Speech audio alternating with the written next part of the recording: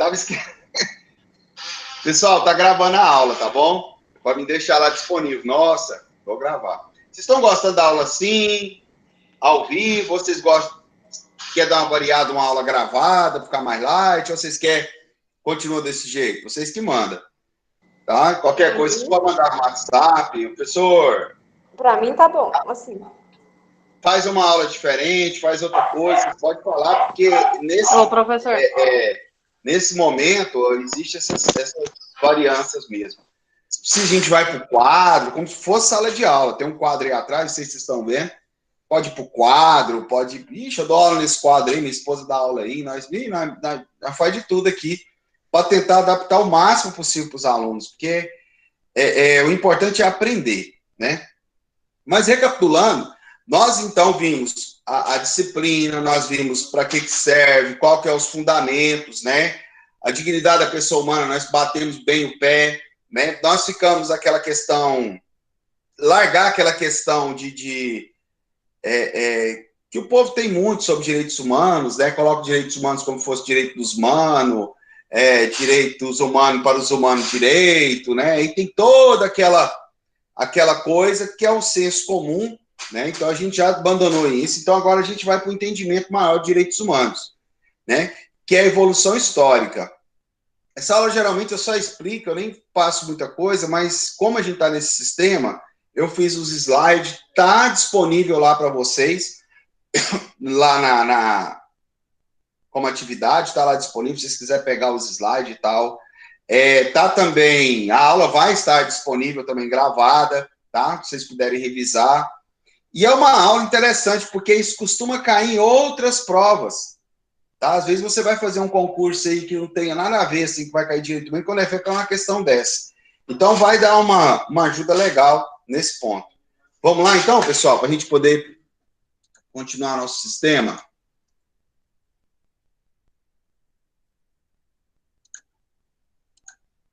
Professor, qual que é o tema mesmo?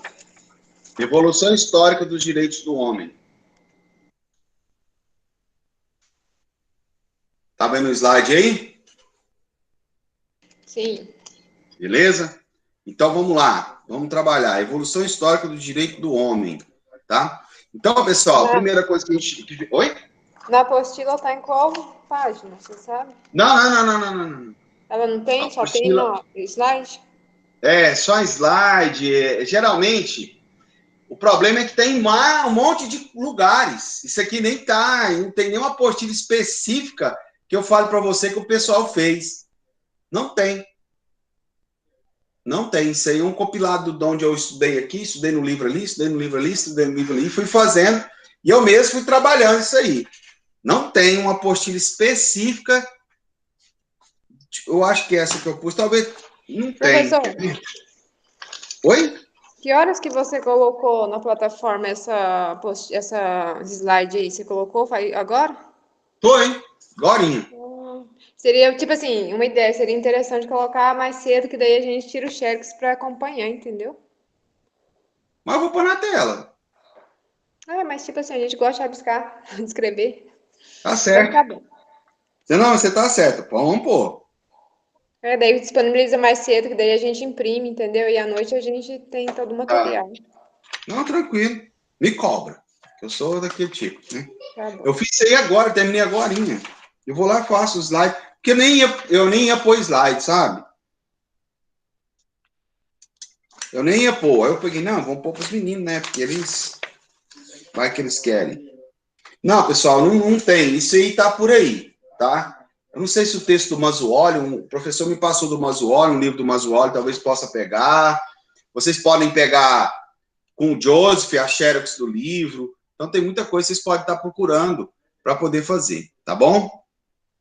Vamos lá, aula de direitos humanos, evolução histórica dos direitos do homem. Por quê? Muita gente fala evolução histórica dos direitos humanos, mas a gente trabalha direito do homem. Por quê? Essa evolução aqui vai mostrar algo que é importante lá no final, no iluminismo, no qual vai dar a nossa primeira dimensão, que é o quê? O direito natural.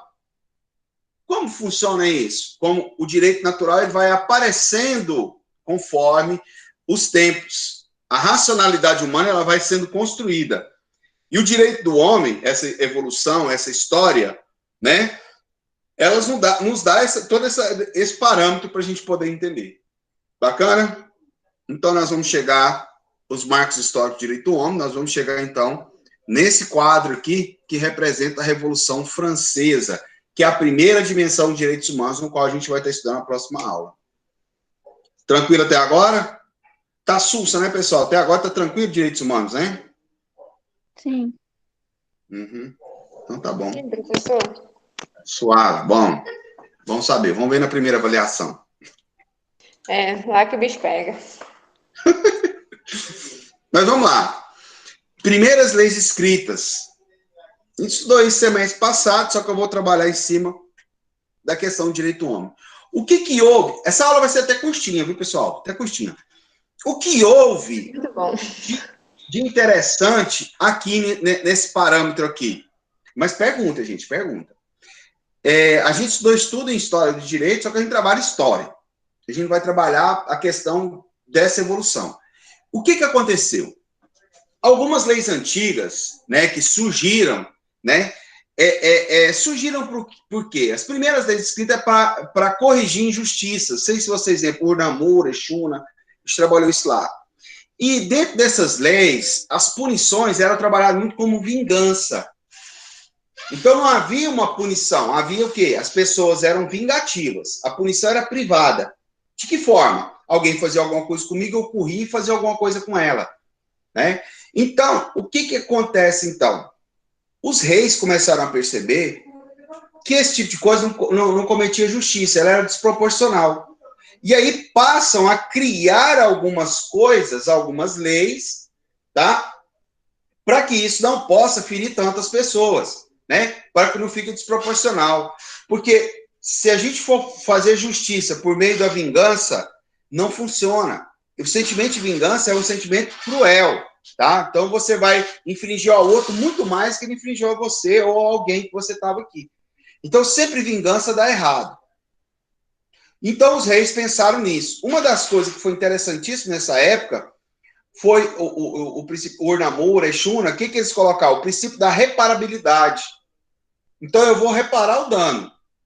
Em vez de eu mutilar o cara, bater o cara, matar o cara, prender o cara, ou deixar alguém deixar descarregar a raiva no outro, a vingança do outro, ele estipula o quê? Não, peraí, mano, não precisa disso tudo. Tá?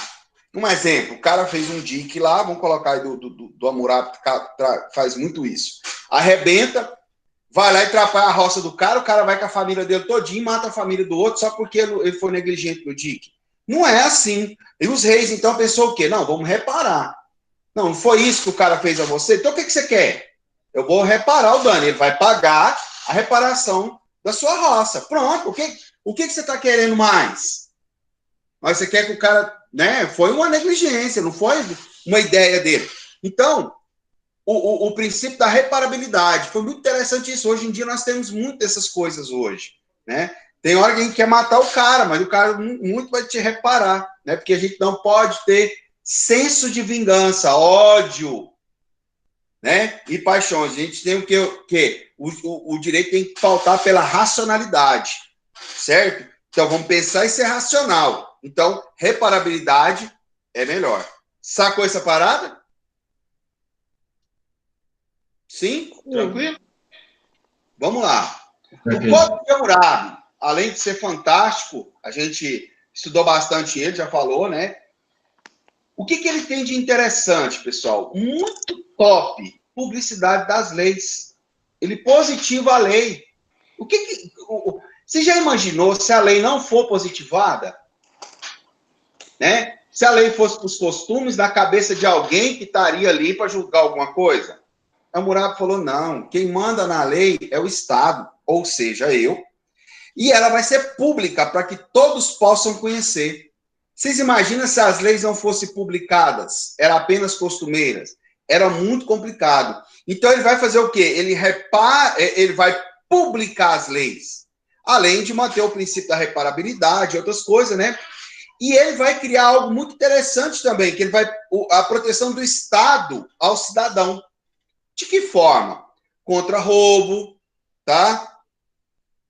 contra assassinato, falso testemunho, danos. O que ele faz? Ele cria leis, estabelece punições para que os outros não o quê? Para que o Estado fale o quê? Olha, eu estou observando.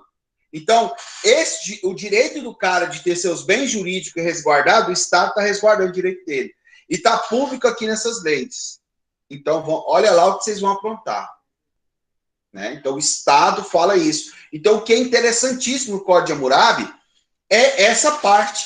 Por quê? Ele cria essa publicidade, ele entrega a todo mundo isso. Né?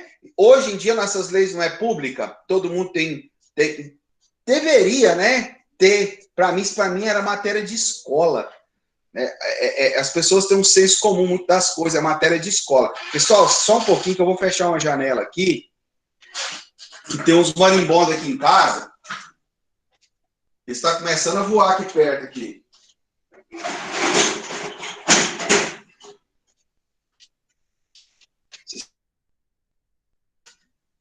Os marimbondos, até cavalo tem medo, que eles ficam num tofo de pau. Aqui em casa tem uns aqui. É terrível, tá? Mas a gente não manda eles embora, não. Gosta deles. Então, vamos lá. Voltamos a Hammurabi. Hammurabi, então, ele vai, então, publicar essas leis. É seu primeiro a publicar essas leis, colocar para todo mundo. Vai pegar essas leis, colocar em tudo quanto é lugar e vai falar aqui, ó. Dentro desse território, os cidadãos têm o que é a garantia do Estado sobre tais aspectos. Entendeu? Tranquilo? Muito importante.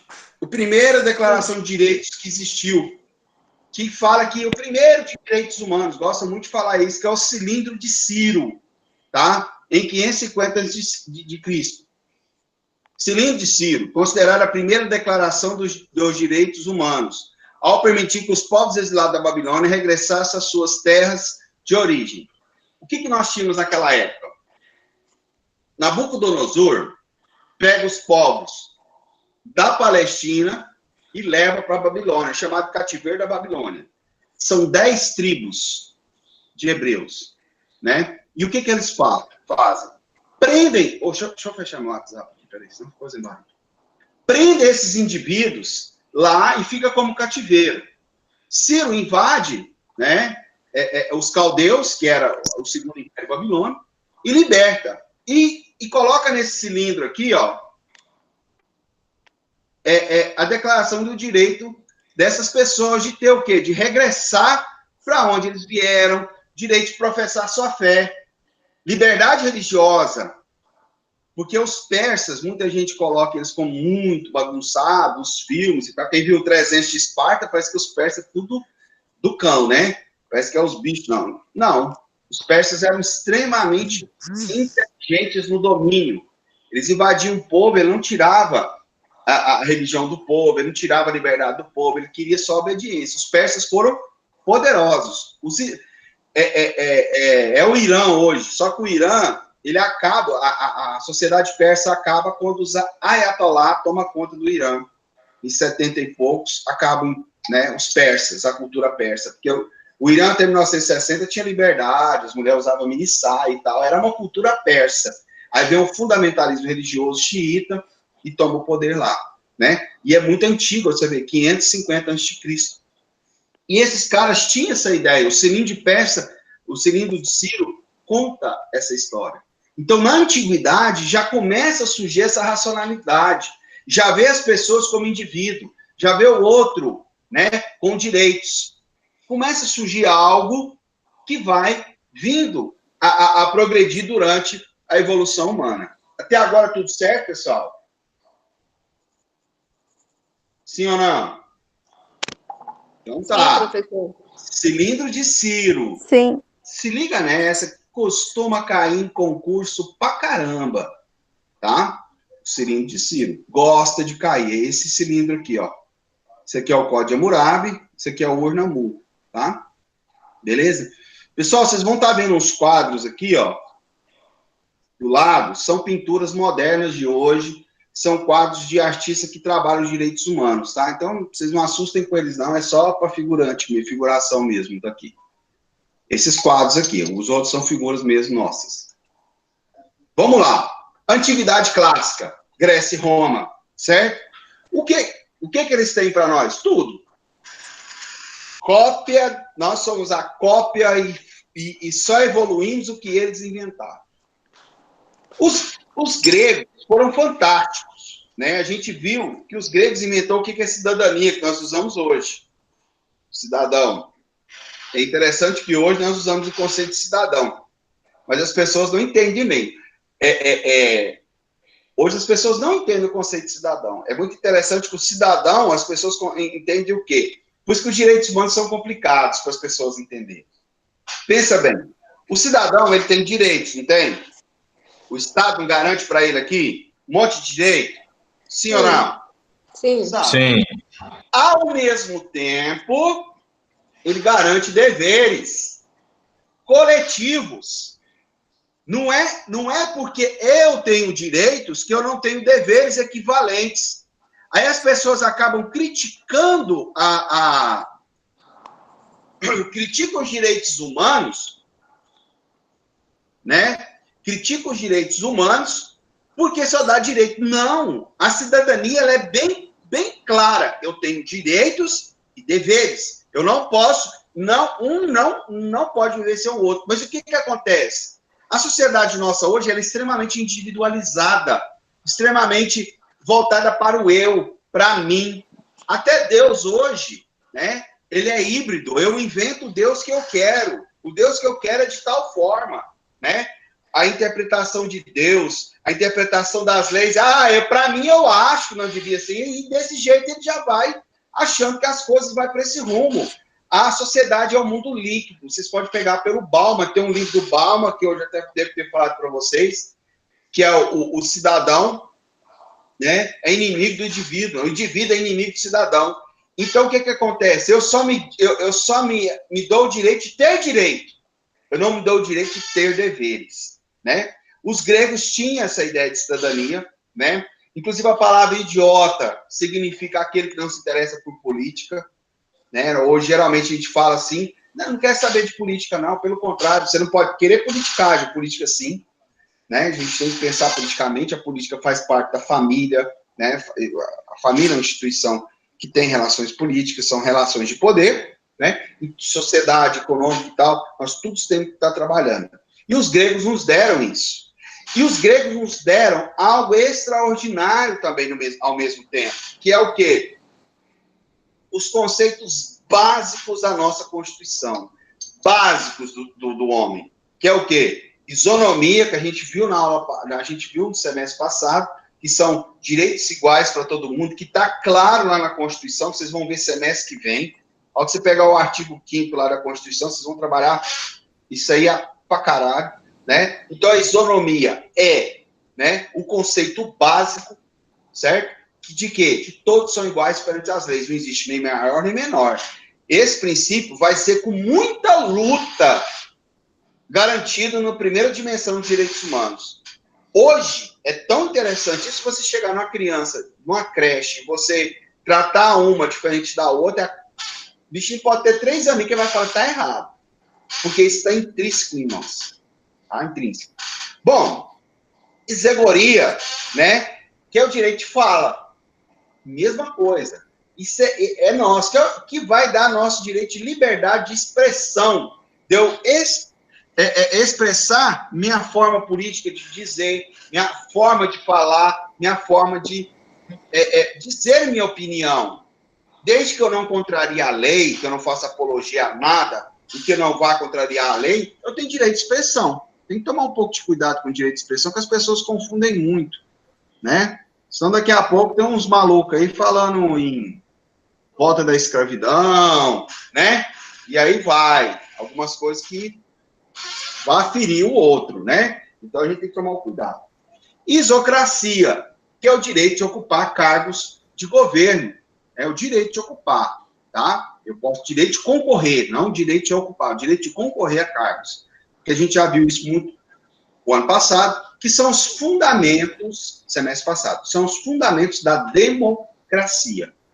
Fechou isso aí? Eu estou sendo mais rápido porque semestre passado nós trabalhamos bastante essa história, tá?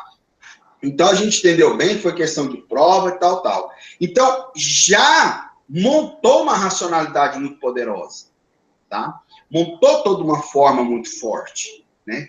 E aí vem os romanos, que nós também estudamos bastante, não, nem precisa de eu ficar batendo aqui em ferro frio para falar para vocês o quanto os romanos são importantes para o direito. O que é isso? É muito. Mas não é pouco, não. É muito importante. Nós estamos aqui falando, estudando direito, porque eles inventaram tudo isso, né? Enquanto os gregos não deu essa ampla forma na política, tá? Os romanos não dão uma ampla variação na questão do direito. Bom, o que os romanos fazem, então? A lei das 12 tábuas, em 450 a.C. Princípio da igualdade, ele já começa a colocar lá, porque existia todo um problema naquela época.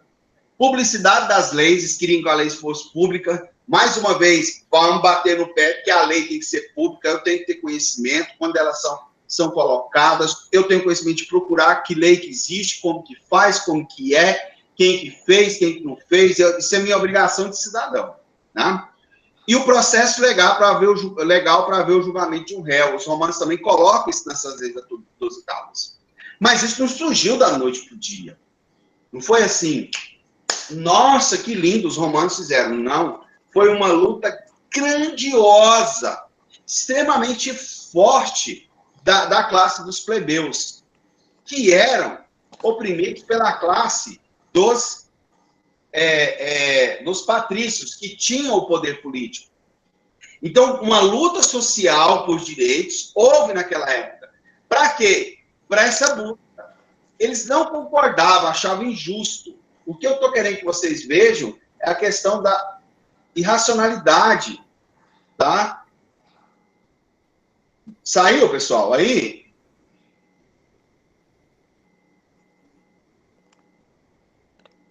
Pessoal, a apresentação parou, não, né? Não, parou não. No meu não. Não, então tá. Eles, então, buscaram o quê? Buscaram essa racionalidade. Eles não se viam como diferentes. Eles se viam como iguais, tá? Então, peraí, esse negócio está errado, tá? Vamos lutar. Por quê? Por que os patrícios são melhores do que nós? Por que os patrícios têm os direitos? Vamos lutar para ter direitos iguais. Vamos lutar. Por que eles comandam as leis e nós não vamos observar isso assim? Então, eles fizeram toda uma luta. E uma das primeiras coisas que eles fazem é o quê? É colocar o direito, tá? A igualdade de todos, colocar a lei pública, tá? E ele vai, então, colocar o processo legal, para que isso não ocorra o quê? Injustiça. Então, vai ser uma conquista de uma classe. Beleza, pessoal? Tranquilo aí? Professor, quem Sim. que era os patrícios mesmo? Só para... Opa, pergunta, não deixe de perguntar. Os patrícios eram a classe das famílias tradicionais de Roma. Tá? Eram famílias tradicionais, né? Então, que eles, então, eles que os primeiros a herdar. Então, era uma elite rural e rica. Os plebeus já eram pessoas mais empobrecidas, tá? E alguns deles eram enriquecidos com o comércio. E os patrícios é que dominavam a política. Eles derrubou o último rei etrusco e tomou conta da política por meio do Senado, né? Então, eles impunham a sua vontade a todos, porque eles achavam que o Estado era deles, os plebeus apenas o serviam. E os plebeus falaram, não, nós não só servimos vocês, nós também temos direitos. E os patrícios não queriam dar. Os plebeus fazem uma revolta e tentam fugir de Roma. Todo mundo ia vazar de Roma, largar a Roma todinha, com os patrícios iam montar uma outra cidade. O que acontece, então? Os patrícios mandam retornar e passam a dar direitos para eles. E aí, gradativamente, eles vão ganhando direitos. Uma deles foi a declaração, né, dos direitos. Colocar um direito, o direito declarado, a lei pública.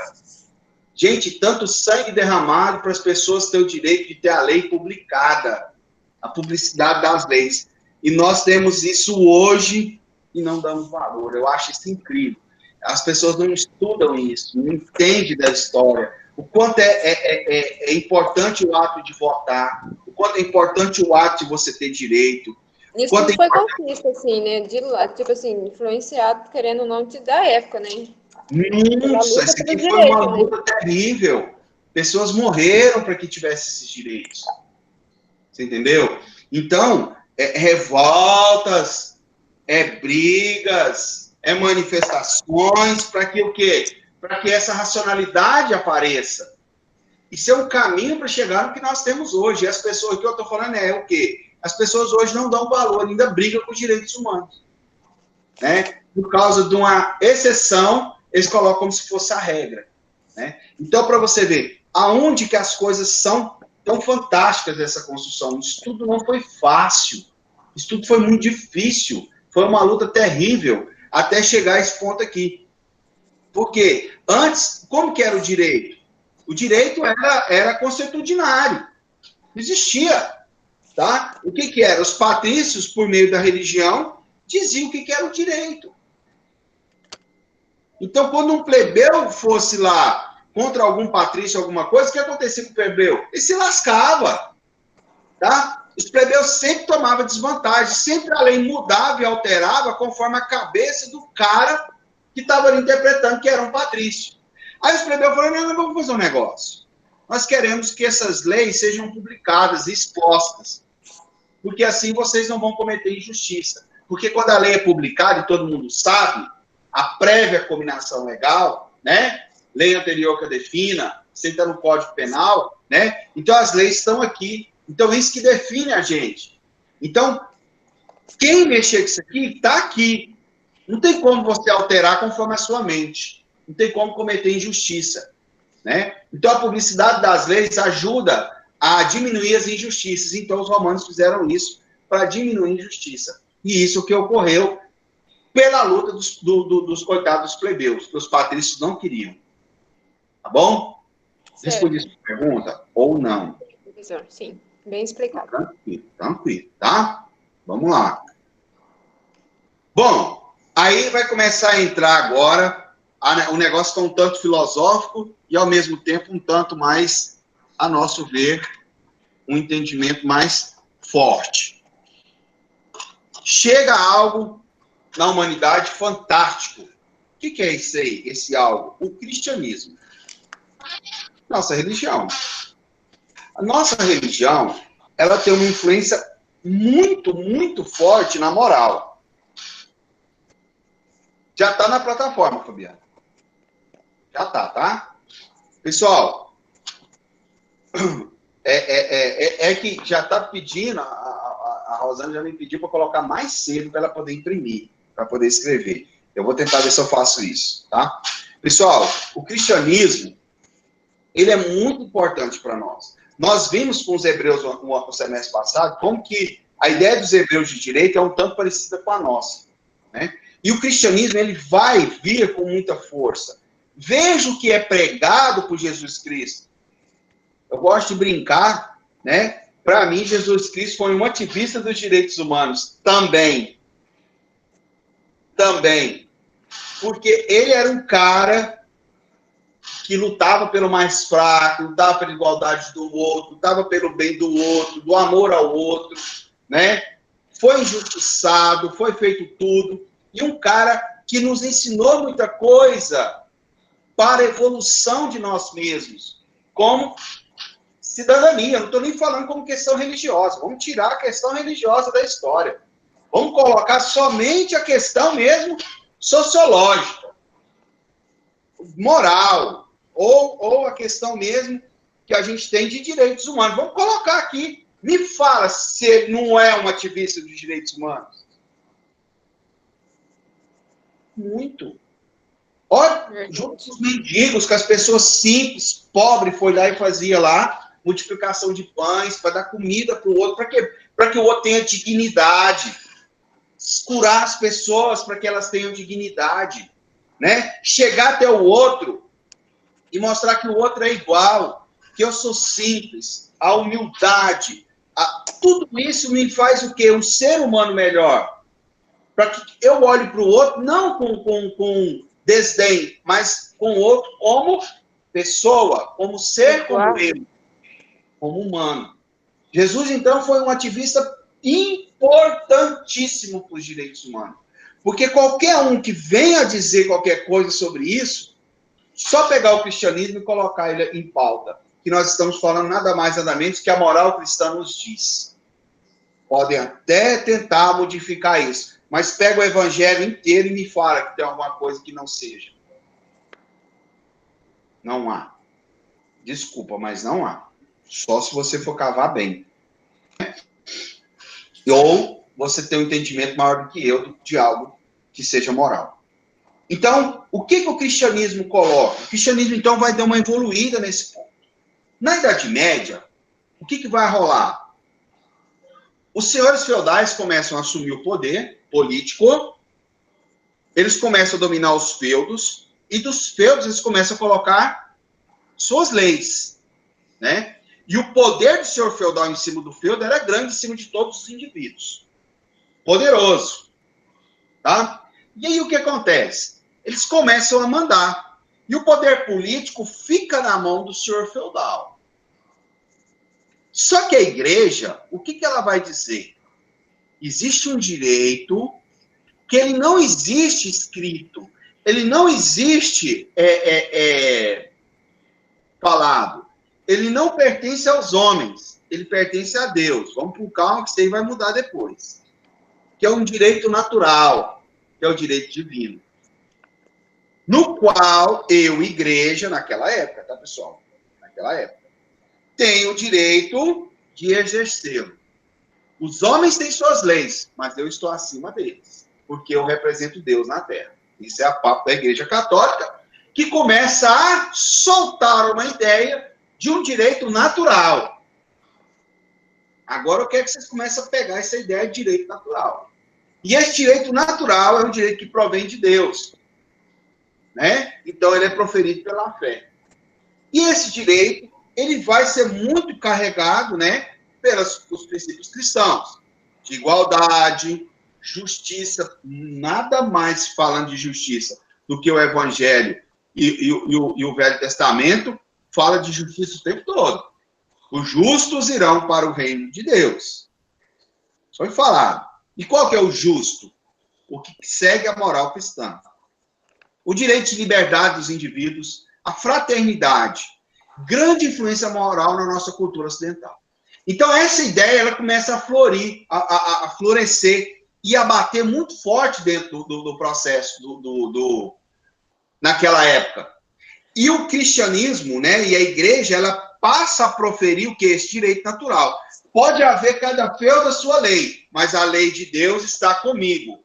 E esse direito natural que existe, ele paira, e vocês têm que obedecer. Santo Agostinho chega a escrever um livro, A Cidade de Deus, Cidade dos Homens, né? E ele vem com esse papo todo que chega em todo momento na Idade Média. Então, é construída essa ideia de direito natural, tá? Esse direito natural, ele passa a existir acima dos direitos dos homens. E aí chega o justnaturalismo. Beleza? E aí passa a existir um direito que é acima do positivo. Existe o direito positivo e o justnaturalismo, que é um direito que provém e que chega a circular em tudo. Desse ponto, então, vai, então, continuar a evolução. E nós vamos bater numa parte muito importante dessa aula, que é a Magna Carta de 1215, que é tida como a primeira constituição, né, proferida na história. O que é isso? Pessoal, em 1215, vai subir... Antes disso, né, existia na Europa um negócio chamado cruzadas. Você já deve ter visto isso nas aulas de história, né, no ensino médio. A gente vê muito em filme, né? Os cruzados, aquela luta entre os fiéis contra os muçulmanos para derrubar a Terra Santa e tal.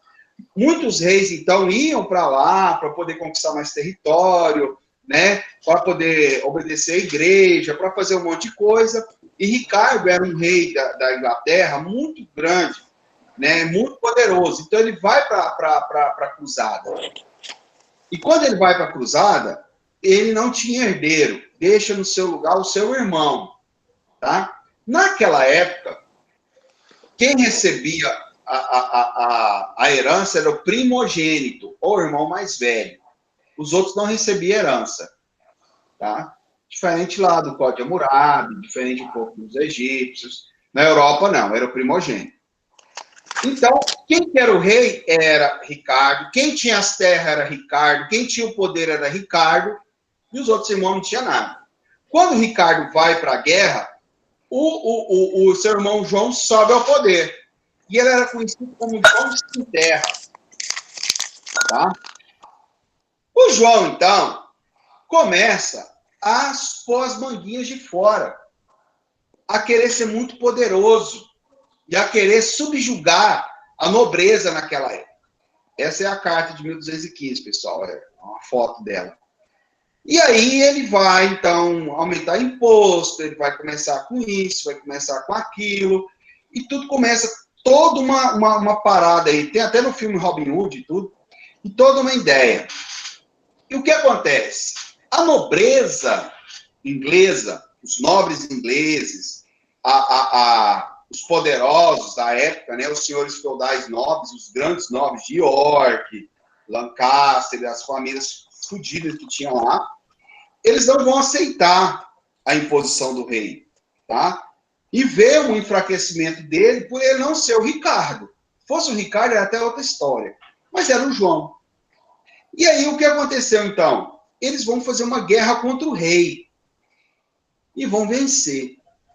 Nessa guerra, então, eles vão fazer com que o rei pare de cometer injustiças. Que ele não seja um rei absoluto.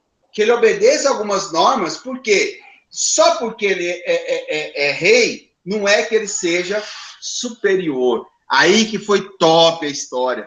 Porque os caras foram e fez o quê? Impôs limite ao rei e cede direito à legalidade, pois o rei passa a ser submisso à lei. Então ele coloca, rei, você não é mais do que isso. A lei é maior do que você. Né? E vai haver, então, o nascimento de uma Constituição. Né? Que a Constituição ela é o quê? Ela é a carta máxima, a Magna Carta. Nós chamamos de Carta Magna. Nossa Carta Magna, Constituição. Tá? Essa aqui é chamada Magna Carta. Nós só invertemos, Carta Magna. Né? E aí ele coloca essa ideia, embora a Inglaterra não tenha uma Constituição, né? Mas eles colocam essa ideia de que o quê? Que tem que ver a lei para limitar o poder do rei, que era um poder ilimitado. O rei, então, vai ter que assinar. E vai fazer o quê? Vai dar liberdade para a igreja, ter seus bens, seus cultos e tal, não vai ficar influenciando. Ninguém será preso ou perderá direitos, a não ser pelo julgamento feito pelos seus iguais, de acordo com a lei. Quando a gente julga alguma pessoa que vai fazer um tribunal do júri, quem que vai para o tribunal do júri? Quem que é, pessoal? Tribunal do júri, quem que vai, meninos? Vocês não sabem, não? O rei. Hã? Que comete crime doloso contra a vida? Isso, mas o tribunal do júri, quem compõe o júri? Ah, são 7 cidadãos. Por que é o cidadão? Porque tem que ser julgado pelos seus iguais, igual tá aí. Exatamente. Olha só que interessante. Tá vendo por que existe aquilo lá? Porque você vai dar uma pena muito forte. Geralmente é assassinato, o tribunal do júri. E o júri ele é formado pelos quê? Pelos iguais. Geralmente eles procuram pessoas ilibadas da sociedade e que você vai ser julgado pelos seus iguais. Olha lá onde está. Quem que é os iguais? Os cidadãos comuns da comunidade, do qual são escolhidos para ir lá julgar um outro que cometeu um delito que feriu a todos nós. Certo? E ele, então, ele só vai para lá se caso que ele tenha cometido um crime. E esse crime tem que ser julgado pelos seus iguais, tem que haver um processo. Não pode sair da cabeça do rei, porque o rei naquela época estava prendendo qualquer um, fazia qualquer coisa, né? E cometia ilegalidades, e eles não queriam cometer essas injustiças. Olha, outra coisa interessante aqui, ó. Ninguém será negado o direito de justiça, ou seja, um devido processo legal. Eu não posso pegar e fazer, julgar alguém por si só. Ou, hoje em dia, você pode julgar alguém e sem respeitar o devido processo legal? Não pode. Porque se você não respeitar, você está cometendo nulidade do processo. E aí vai acontecer o quê? A pessoa pode sair impune, tá? Porque você não está respeitando o devido processo legal. Eles, então, colocaram isso tudo na época para que o rei João sem terra obedecesse. O meu amigo João, então, ele se lascou, né? E o que vai acontecer com ele? Ele vai, então, ter que obedecer essas regras. Ele vai ter que assinar essa carta. E essa carta é nos primeiros documentos que irão o quê? Montar, tá? Montar essa ideia que nós temos de Estado. Tá tranquilo nesse ponto, galera? Sim ou não? Sim, professor. Beleza, Tranquilo. muito bom. Então tá.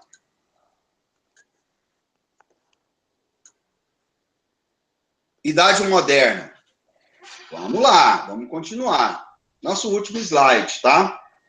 A aula foi rapidinha, pessoal. Vamos lá, então. Idade moderna. Nós vamos ter o habeas corpus, Bill of Rights e o iluminismo. Tá? Tá vendo como é que a racionalidade veio? Pessoal, quando chega na idade moderna, o homem passa a pensar diferente. Nós deixamos as paixões de lado, tá? Que paixões, professor? As paixões da fé. Passamos a pensar o mundo de forma racional. Nós entramos num período que chama Renascimento. Nós vamos renascer lá dos gregos e romanos. E o que acontece agora? Lembra daquela racionalidade humana, aquele direito nacional, racional, aquele direito natural, ele continua. Mas não é que ele provém de Deus. Ele provém da racionalidade humana. Basta os homens a interpretar de outra forma. Essa racionalidade humana, ela existe, pessoal, e ela é forte. O julgamento dos caras de Hitler, eles vão tomar lá, tá? No justnaturalismo, conforme eu falei na primeira aula. Certo? Porque pode até não ter prévia combinação legal aqui, lei anterior que defina, mas se você cometer um crime contra a humanidade, você está ferindo a racionalidade humana. Invente um novo, de todo jeito você está ferindo isso. E os renascentistas vão soltar essa ideia de racionalidade humana. Essa ideia justnaturalista, e essa ideia de um direito natural. Tá? E essa ideia de direito natural vai combinar com Hobbes, Locke, Rousseau, Montesquieu, que vocês já devem estar estudando com o Zé Marcelo, não tá? Ou não? Ciência política. Tá, sim. Sim. Certo? Lá, eles vão se apegar a essa racionalidade, a esse direito natural. O homem está de natureza e o homem, quando ele passa para o Estado. Alguns levam esse direito natural, como a ideia dos liberais, que é o John Locke. Esse direito natural, ele vai existir. John Locke fala que o Estado só tem que voltar, ele tem que existir só para garantir esses direitos naturais. Entendeu agora? Rousseau também é a mesma coisa. Esses direitos naturais, eles têm que existir. Rousseau, só que Rousseau briga com a propriedade privada e tal. Eu não vou ficar batendo aqui muito nisso aqui, vocês já vão ver com o Zé Marcelo. Mas nós, então, começamos a entender isso, né? Que esse direito natural, esse justnaturalismo, no qual o indivíduo, o homem, passa a ter grande importância dentro desse processo, né? Ele existe. E o homem passa a começar a pensar em cima disso, o direito. E uma das leis vai ser a lei do habeas corpus, pessoal, de 1779. Não, 1600, pessoal, tá errado aí, tá? É anterior. 679? Tá, é 1600. A lei do habeas corpus é anterior. Eu escrevi errado. Desculpa, viu, meninos? Depois tem que alterar lá. 1679. Tá? O que aconteceu, então? Tá. O rei pegava e... Não, eu vou obedecer o devido processo legal. Eu vou... você vai ser julgado pelos seus pais e tal, e tal. Só que eu vou te prender. Até o processo tudo ser feito. Eu vou te prender por te prender. Às vezes eu estou suspeitando de você, eu vou te prender. Eu vou poder tirar seu direito disso, seu direito daquilo. E o habeas corpus ele foi forte. Por quê? Ele é tão poderoso que você pode conversar com o juiz num pedaço de papel.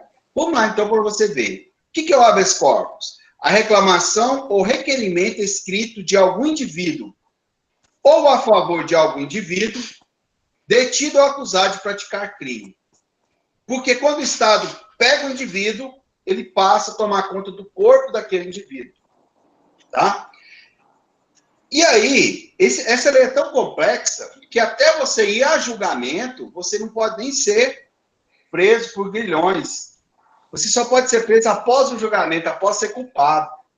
Então, se tiver qualquer problema, por exemplo, eu fui acusado, me prendeu, eu vou ficar muitos dias ali, eu posso pedir habeas corpus. Porque tem que ter uma acusação formal, tá? Ou me acuse formalmente de alguma coisa com prova. Porque se não tiver, pede habeas corpus. O que mais vocês vão fazer na vida de vocês é pedir habeas corpus. E tá certo. Ah, mas o cara é um criminoso, ele é mesmo. Tá? Mas até ele é criminoso, até que tem um trânsito em julgado. Então, nós não podemos praticar, de forma alguma, o Estado pode pegar o corpo do indivíduo sem que ele tenha cometido delito, ou que tenha provado alguma coisa, ou que tenha acusação sobre ele, e ficar preso. Ou então, eu ficar detendo esse cara por muito tempo, simplesmente, até um julgamento. Então, eu posso pedir habeas corpus. O habeas corpus, então, ele é algo importantíssimo no direito. Porque o dia que a gente suspender o habeas corpus, o Estado pode te prender a qualquer momento e por tanto tempo que ele quiser. Sabia disso? Em toda a ditadura, a primeira lei que eles excluem é a lei do habeas corpus. Porque eu posso pegar qualquer pessoa e prender por tempo que eu quiser. Tá?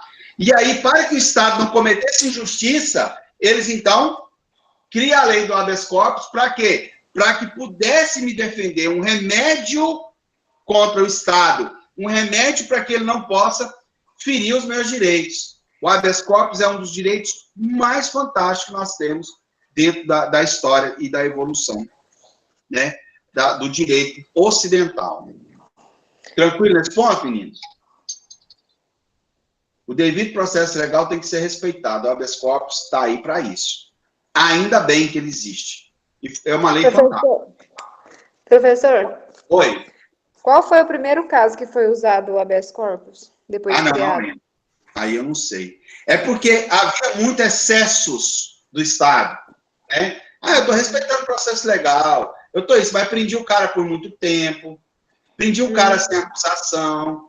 Começava a criar. Então, eu tenho que fazer com que o quê? O Estado não aproprie do meu corpo, né? O Estado só sem justa causa. E aí, o que acontece? Então, vamos criar o habeas corpus para que não houver excesso do Estado. Um remédio contra os excessos do Estado. O excesso de poder do Estado. Certo. E aí, eu crio um remédio, que é o habeas corpus, no qual eu posso fazer num papel, escrito à mão, e mandar para o juiz. E o juiz vai analisar e me libertar, se tiver algum exagero. O habeas corpus é tão interessante que lá na Inglaterra, até o cara ir de grilhão, preso com corrente de grilhão no julgamento, não deixava. Tinha gente que nem ia. Ele livrinho, só ia preso após a condenação. Interessantíssimo, interessantíssimo. Depois nós vamos ter uma outra lei importante pra caramba. Essa que vai dar um impulso grande no mundo. A Bill of Rights. Que é o quê? Que foi feita pela Revolução Gloriosa. O que foi essa revolução, pessoal? Os burgueses querem direitos, junta com a população e toma o poder na Inglaterra. Né? E quem que vai ter esse poder? O parlamento. Tá? E aí vai fazer o quê? Dessa vez mesmo, eles vão pegar o rei mesmo e falar assim, rei, você obedece às leis. E não só isso. Nós vamos dividir o poder em legislativo, executivo e judiciário. Tá? E o executivo e o legislativo é o parlamento, e o executivo o parlamento que vai escolher. Tá? E você vai ser apenas representante do Estado. Você não vai ter poderes, tá? O seu poder é representar o Estado. Vou limitar o poder do rei. E assim eles fazem, tá? E o rei, Guilherme de Orange, vai assinar na época, porque o Guilherme de Orange tira do poder o Jaime, que é o sogro dele, e assina essa Bill of Rights, que faz o que é o rei hoje da Inglaterra desse jeito. Ele é apenas representante do Estado, ele representa a Inglaterra lá fora, ele representa os acordos internacionais, manda os seus representantes, tá? E o primeiro-ministro governa internamente, certo? Então, o rei passa a representar o Estado. O parlamento determina os direitos, a liberdade, a vida e a propriedade privada, que são os princípios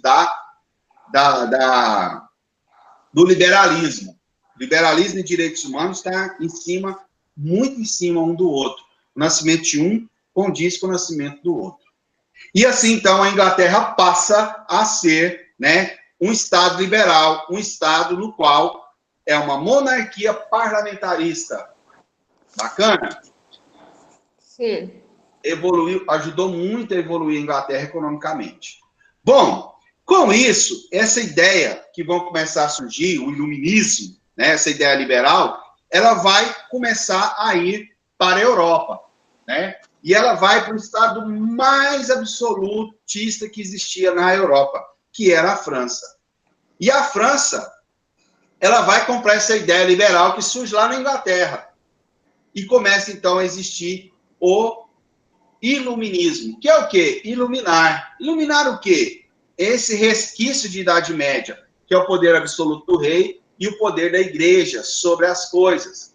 Para eles, igreja tem que dar de fé. A razão e a ciência, quem cuida é a razão, é o homem. E o homem tem a mesma capacidade criativa de Deus, a mesma não, tem a capacidade criativa dada por Deus, né? Então ele deve criar, ele deve ter ciência. E eles começam, então, a questionar o absolutismo, a questionar o poder da igreja, pregar a soberania do povo. Começa essa ideia de que o poder emana do povo, não do rei. O rei não é o representante de Deus na terra. E aí começa essa ideia que o poder emana do povo, e aí eles vêm com muita força, mas com muita força mesmo, dizer que existe um direito natural, no qual os homens têm esse direito. Eles é que vêm bater firme. E diz que esse direito é fruto do quê? Da razão, da racionalidade humana, da evolução da racionalidade. Que todos somos iguais. Eles vão buscar isso lá dos gregos, galera. Iluminismo busca lá dos gregos essas ideias. Que eu quero iluminar com novas ideias. Então, a razão humana é que deve guiar, iluminar o homem.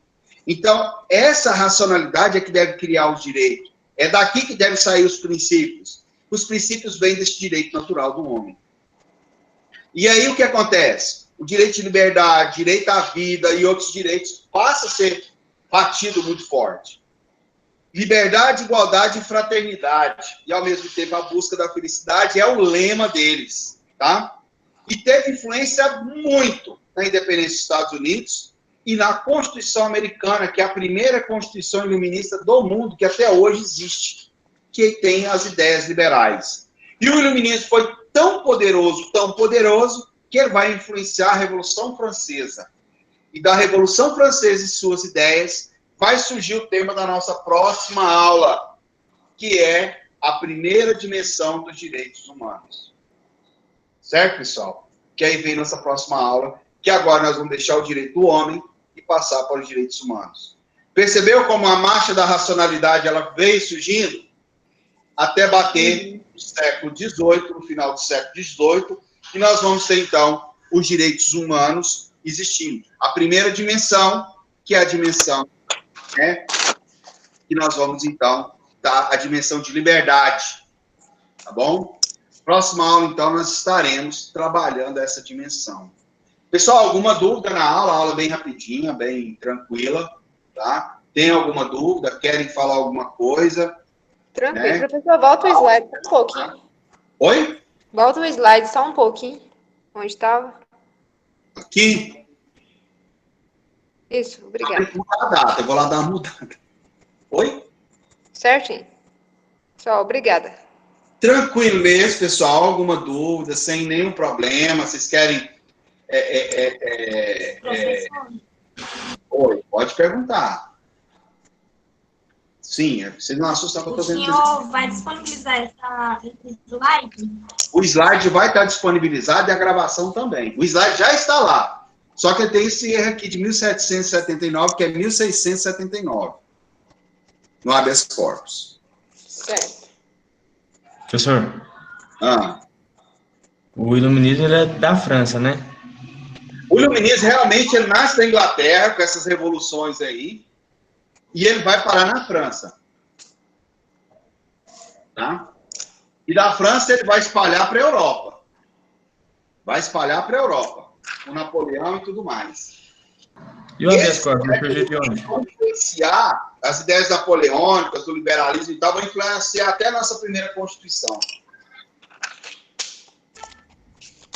E o habeas corpus, ele surgiu de onde? Na Inglaterra. A Magna Carta, habeas corpus, Bill of Rights, iluminismo surge lá.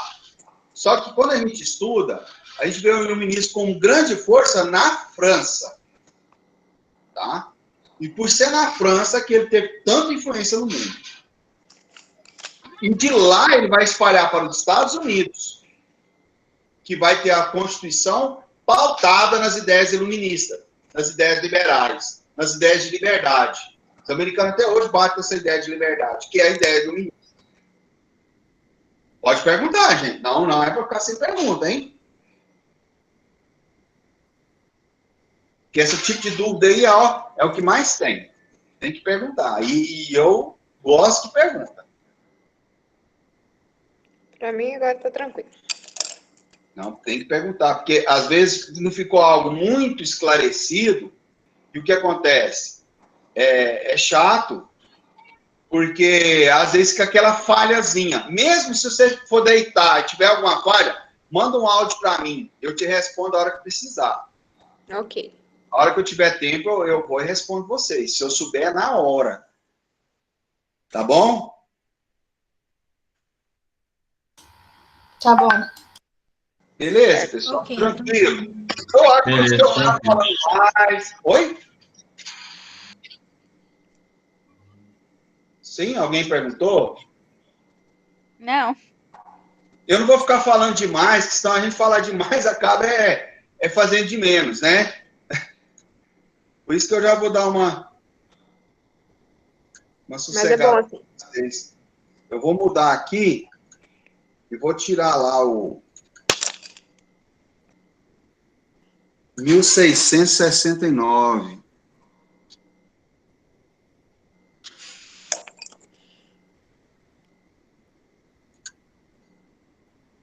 Vou estar trocando lá, pessoal. Meninos, mas nenhuma dúvida ainda? Pessoal, não esqueçam de assinar o post, tá? Ah, eu sempre esqueço. Não esqueça, porque isso aqui para mim é muito importante na hora da gente dar frequência e algumas coisas. E, não sei se vocês percebem, eu não fico muita burocracia na aula, só preciso. Eu quero. A frequência fica mais por conta de vocês e tudo mais. Ok, então, professor. Boa noite. Pronto. Troquei aqui já, viu, pessoal? Boa noite. Boa noite, meninos. Qualquer dúvida, fala comigo, tá? Qualquer dúvida mesmo. Próxima aula, primeira dimensão de direitos humanos, já podem estar dando uma lida no texto, tá? Que a gente vai estar trabalhando na próxima aula. Bacana, meninos? Beleza. Até mais, aproveita esse restinho de aula e vai ler a apostila Primeira Dimensão dos Direitos Humanos. Até a próxima aula, até a aula 5. Valeu.